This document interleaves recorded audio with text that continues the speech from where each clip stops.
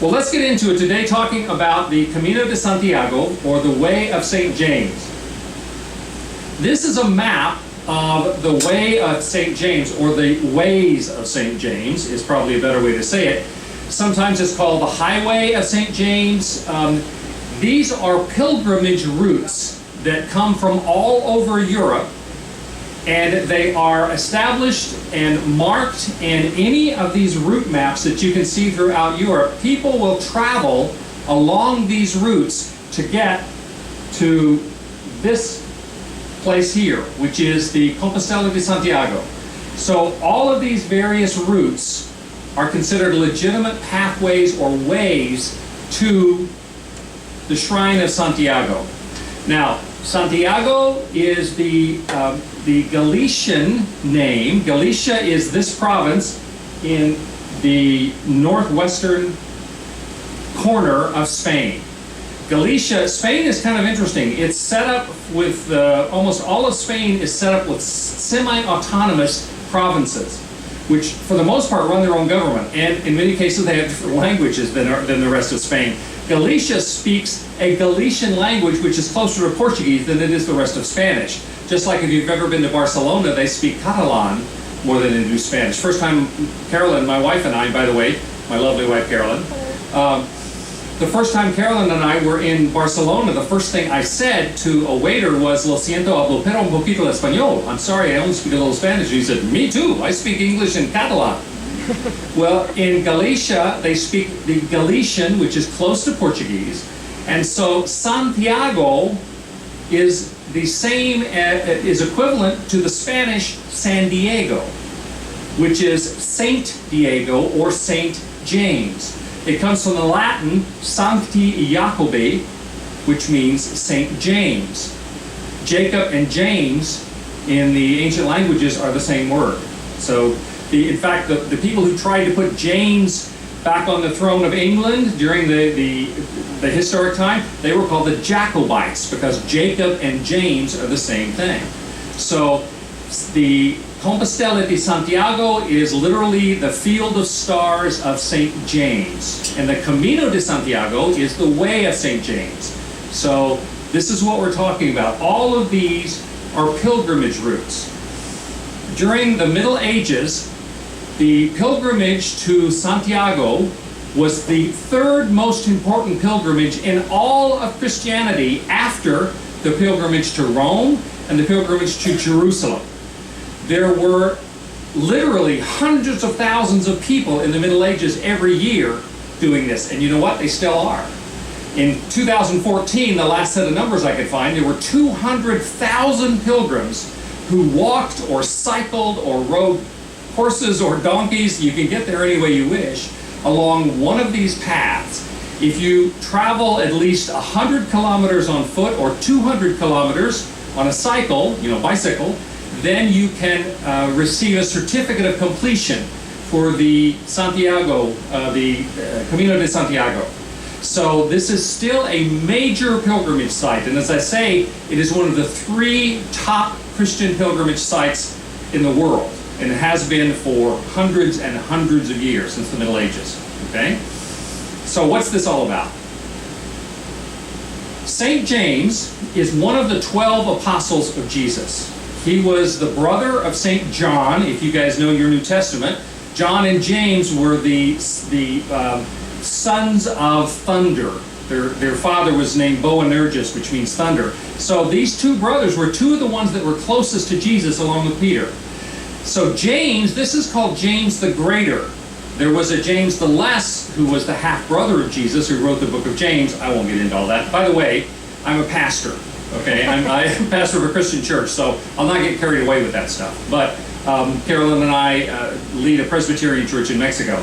But St. James, one of the apostles of Jesus, the story is that after Jesus' death and resurrection, that James made his way all the way to Spain. And that in Spain he evangelized. He told people the story of Jesus as being God's own son, and people converted, and when they converted, James developed a reputation for protecting them. So he was considered a protector of Christians. Then he went back to the Holy Land, and all this had to happen pretty quick because he actually was the first of the apostles to be martyred. He was beheaded in 44 AD, and of course Jesus only died about 33 AD, so not a long time in there. But he was martyred in the Holy Land, and the story is that his disciples, his followers and supporters, took his body to the city of Jaffa, and there they found a miraculous boat made out of stone. And when they boarded it, it, again, miraculously, mysteriously, sailed itself all the way back up to Galatia, returning the body of James, the apostle, back to the place where he had planted the gospel. And when they landed there, his body was taken inland. There were some other very strange kind of legends having to do with a she-wolf, and I won't get into all that stuff. But his body was taken and buried, but then forgotten about. Then in the 9th century, as the story goes, a Christian hermit named Pelagius and a local Christian bishop saw strange lights in the woods in an area of Galatia. And when they followed up on it, they were led to the body, the bones of St. James. And in the process, when they approached the body of St. James, they saw an extraordinary display of stars, which in Latin would be the Compos Stella, or Stellae, which means the field of stars. That later got sort of simplified to Compostela. So it became the shrine of the Compostela de Santiago, the field of stars of St. James. Leo the 13th, the Pope, declared that these really were the remains of James, the apostle of Jesus, and so it became a major pilgrimage site. Now, most of this story that I'm telling you is recorded in a 12th century document called the Codex Calixtinus. And this is an illustration from that, an illustration of St. James. Now, you will notice that he is riding a sword, riding a horse, carrying a sword, because he was the protector of Christians. He's also surrounded by a star field, but you'll notice they look like scallops. I'll show you in a minute. The scallop is the symbol of the Compostela de Santiago, because one story is that as the boat that was carrying St. James' body was approaching the shore, it wrecked and his body was thrown into the water, but it washed up on shore completely undamaged but covered with scallop shells. Another story is that as they were approaching, they frightened a bridegroom who's getting married on the beach, and he fell off his horse and his body was washed ashore covered with scallops. Those are the stories as to how the scallop came to be the symbol of the Compostela de Santiago. So here is a field of stars made up of scallops, as is recorded in the Codex Calixtinus, which is from the 12th century. Now, the event of finding his body was supposed to have been in the 9th century, and it has continued since that time to be a major pilgrimage site. Now, it has more to do with the history of this part of the world than just 9th century finding the bones and setting up a site of pilgrimage. In 711, the Muslim armies from the Umayyad Caliphate. I have to explain that to you a little bit. Caliph is the Arab word for a successor. When Muhammad died, there were 4 initial successors which were called the Rashidun Caliphate, the successors of Muhammad. That's considered the first caliphate. The second caliphate was the Umayyad Caliphate. And in the early 700s, this caliphate ran from Western Europe, that is where we are now, all the way to the Indus River in Pakistan. It was at that time, it was the biggest empire in history to that point. And in 711, they crossed over from North Africa, across the very short distance between North Africa and the Iberian Peninsula. They conquered all of this area in a matter of just a few months. At that point, the Visigoths were primarily the people who were here. They conquered them, they defeated them, they took over the whole Iberian Peninsula, and the intention was that they would take over all of Western Europe from here. And in fact, They made the attempt to continue up into Western Europe. These are the Muslim armies of the Moors. And they got up into France almost to Paris.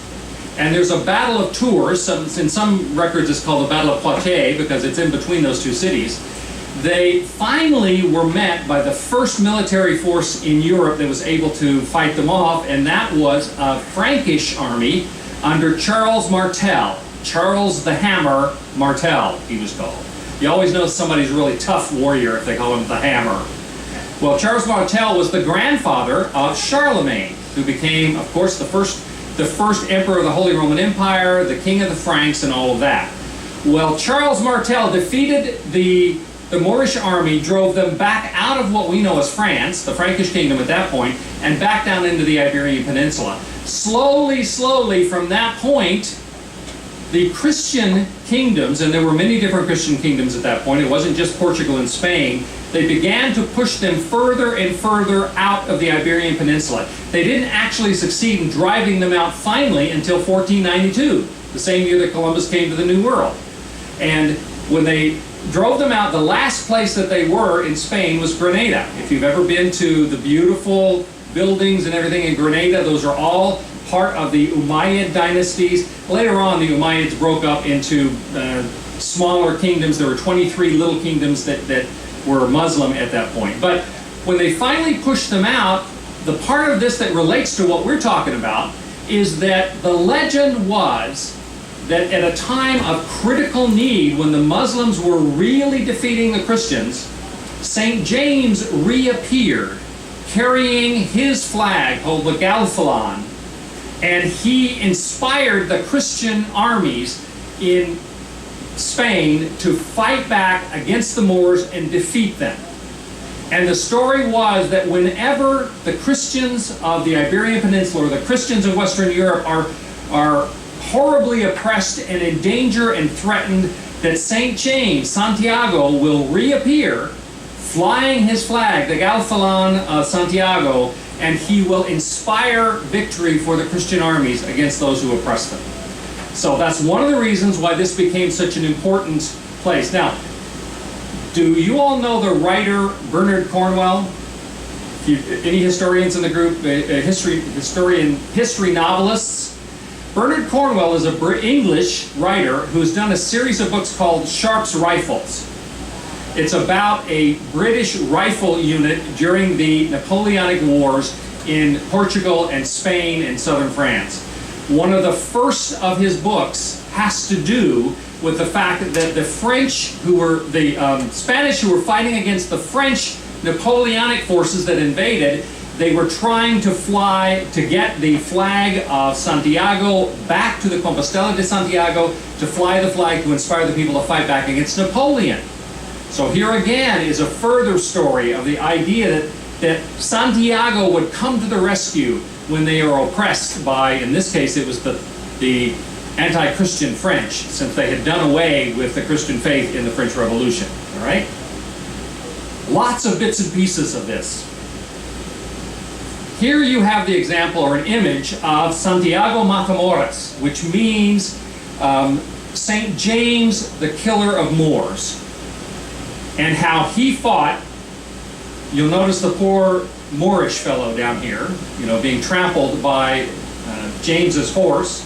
And there are many, many images that you will find.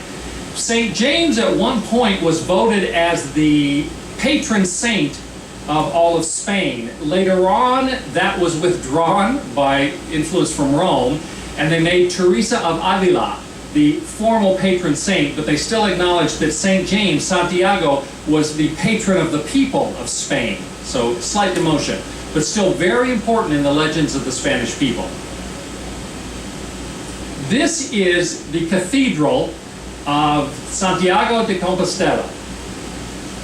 And again, this is the site. They now have a silver urn here in the cathedral, which is understood to hold the ashes of St. James. Now, I had an old teacher and pastor once who used to say, whenever you hear a story like that, you sort of have to say, well, one wonders. Meaning, These legends come from somewhere. These stories come from somewhere. We don't know for a fact. We don't have any scientific evidence, so we can't just discard them. We can't fully accept them. But one wonders whether the ashes of St. James, the bones of St. James, are contained in this silver urn in the Santiago de Compostela. It is an extraordinary church. It was begun in the 11th century. It started out as Romanesque. Later on, they added various other styles. There's some Baroque in there. There's various other architectural styles. It's an extraordinary facility. Beautiful different chapels inside, lots of different architectural details and decorations. The courtyards inside are famous for the various kinds of architectural design that's been woven into the courtyards and arches and various other things. So it's well worth seeing if you love cathedrals, old churches, just even beyond the historical aspects of it. Now, I mentioned the scallop shells as being the symbol that traditionally is associated with Santiago de Compostela and with the Camino de Compostela. If you were to ever walk along the roads, and you'll see this if you take the trip, and I hope you will, to Santiago de Compostela, you will see scallop shells. They are embedded in the streets as signs that you are on the pathway, you're on the Camino. They are used as road markers, and the reason why this is used as a marker, you'll notice here, the nature of a scallop shell is that it has grooves that form lines that all come together in one place. Well, that's exactly what the Camino de Compostela is about. There are many different routes that all come to the same place, which is Compostela de Santiago. And so this is the symbol that you'll see everywhere. Pilgrims who walk this path will receive one of these shells. They'll either wear it on their person or they'll have it with them. They're often used, there are various places they have fountains along the way, and you can use it for drinking. You know, it's a drinking cup as well. So this is an important symbol. If you go to Santiago de Compostela, they're easy to find in terms of getting one as a souvenir. Another thing that people will do if they are serious about this as a pilgrimage is they will receive what's called a credencial, or a pilgrim's passport.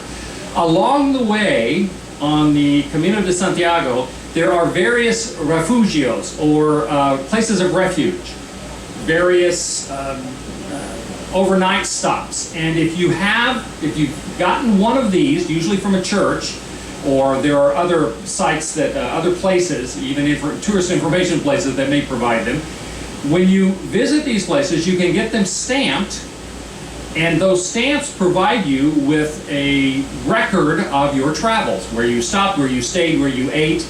But more than that, because this is a religious pilgrimage, many of the places that are sponsored by the church, that if you are, and they will ask you, do you have any religious motivation for this? And they have different categories. They say you're either doing this for religious reasons, or for religion and other, or some people do it for sport, some people do it for exercise, some people do it for the excitement of doing a hike through a foreign country. But if you have any religious inclination at all, then there are places where you can stay free. They will let you stay there as part of the pilgrimage, and the credencial is the ticket that will allow you to get into these places and spend the night. So this is there are people for whom this is a major event in their life, to walk the Camino de Santiago, to visit the Compostela de Santiago as an act of faith. Okay? Steve did tell you that it's a pretty good bus ride from El Farol down to the Camino de Santiago. Well, think of it this way. It gives you a chance to see the countryside in Galicia, right? This northwestern part of Spain. Steve, how long is it 75 minutes you said? That's right, 75 minutes a bus trip. So we will land at El Farol.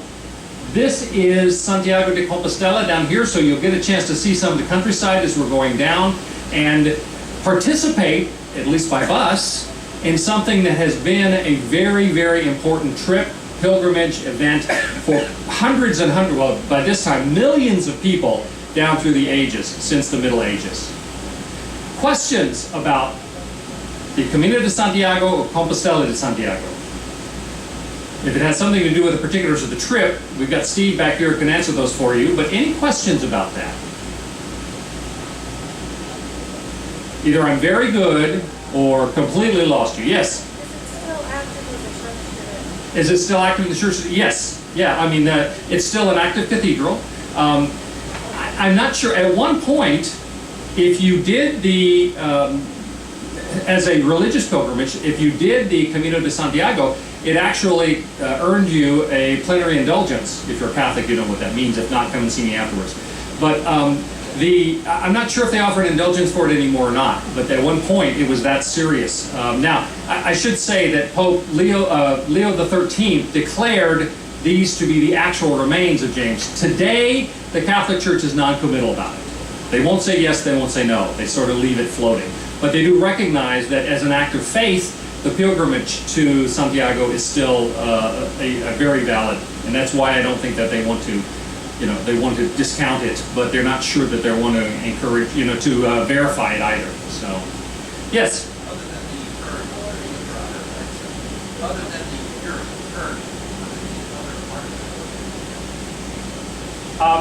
Well, it's a very ancient church. It's almost 1,000 years old. So I'm not aware of any other artifacts. I understand there's one reference there, and this I need to finish looking this up because I read it and then lost it. There is a reference to King Arthur at Santiago. There's almost 1,000 years of history here, so there is a lot to see, and something that, again, people plan for much of their lives, and it's certainly an opportunity for us to see it this time. Yes.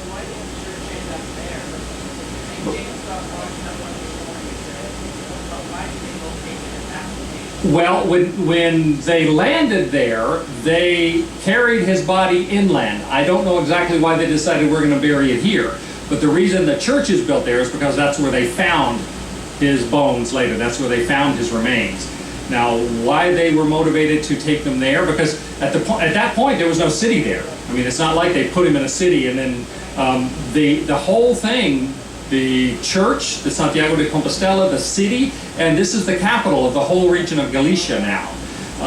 The reason that all of that exists there now is because that is the location which tradition has that they found St. James's bones. Yes?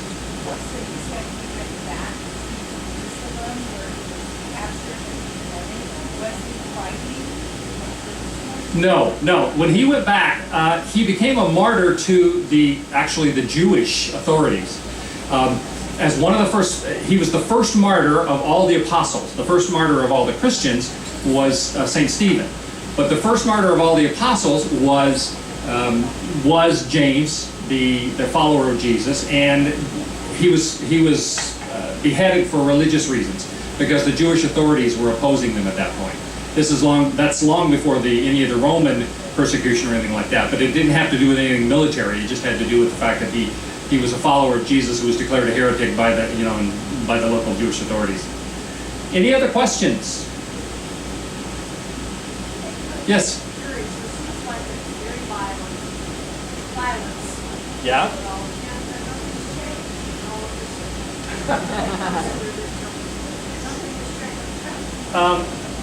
Yeah, if you didn't hear the comment, that it seems very violent, and that violence associated with religion and nothing has changed.